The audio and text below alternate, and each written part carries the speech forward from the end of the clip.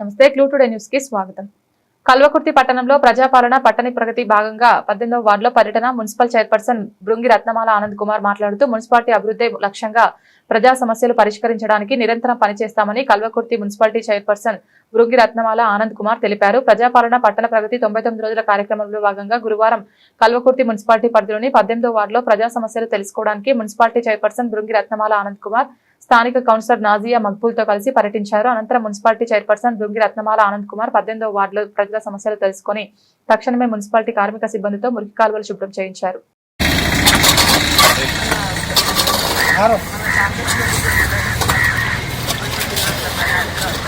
ప్రజాపాలన ప్రగతి ప్రణాళికలో భాగంగా ఈరోజు గ్రామస్తులు నిర్వహించడం జరిగింది.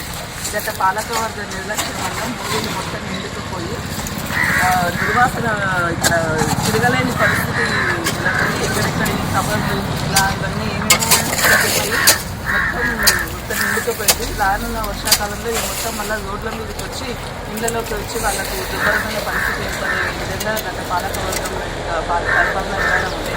మేము రోజు 2 వార్డులను స్వచ్ఛగా నిర్వహించే విధంగా ఈరోజు 7వ వార్డు 18వ వార్డు ఇదంతా క్లీన్